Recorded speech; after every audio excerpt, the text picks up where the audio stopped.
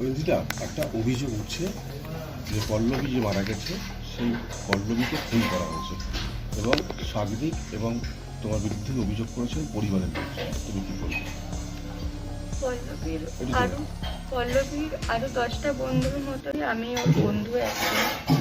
তো আমার সেরকম কখনো ওর সাথে যোগাযোগ ছিল না।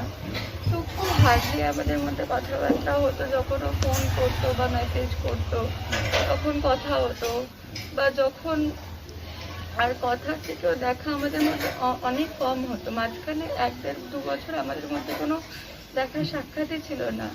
তো হঠাৎ করে বন্ধুদের মধ্যে যেরকম হয়, আজ কথা বলবো না কালকে কথা বলবো, তো কখনো আমাদের মধ্যে অশান্তি ছিল না।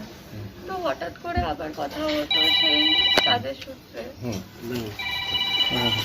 এই যে কেমন আছিস, কি করছিস, কি কাজ করছিস, বা ওর সিরিয়াল কেমন চলছে। তো আমাদের মধ্যে এই নর্মাল কথাবার্তাগুলোই হতো।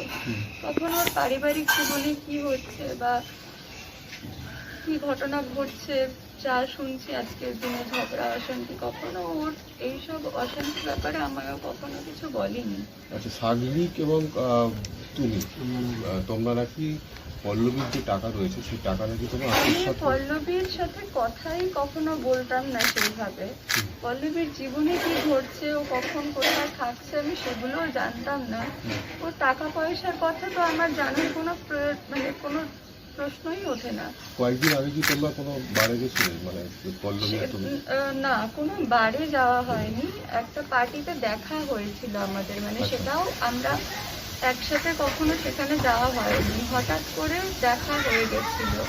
সাগনিক পল্লবী দুজনের সাথেই দেখা হয়েছিল। আচ্ছা, আর একটা বিষয় সেটা হচ্ছে যে সাগনিক পল্লবী ওরা তো লিভিং করতো, তো আর পল্লবী যখন থাকতো না সেই ফ্ল্যাটে নাকি তুমি? না না না, যদি সেরকমই কিছু হয়, পল্লবীর ফ্ল্যাটে তো নিচে শুনেছি কেয়ারটেকার যারা আছে, তো ওনাদের থেকেই তো একবার জিজ্ঞেস করতেই পারতো ওনারা, মানে ওনার বাড়ির লোক এরকম ভাবে অ্যালিগেশন দিচ্ছে একটা মেয়ের উপর হঠাৎ করে। তো এরকম অ্যালিগেশন দেওয়ার কোনো প্রমাণ ছাড়া অন্তত কোনো অ্যালিগেশন দেওয়ার কোনো মানে হয় না, যখন ওনারাও ছোট থেকে আমাকে দেখছে, বড় হয়েছে, আমি একই পাড়ার মেয়ে। ওরা বলছে ওদের মধ্যে লিভিং ছিল, তার মধ্যে তুমিও নাকি? না, এরকম কখনো ছিল না। আমার কোনোদিনও পল্লবী ছাড়া সাগনিকের সাথে আমার কোনোদিনও কোনো যোগাযোগ কথাবার্তা অব্দি হতো না। মানে পল্লবী কি তোমার আগের বন্ধু? পল্লবী আমার সব ভালো বন্ধু ছিল। আর আমার যেহেতু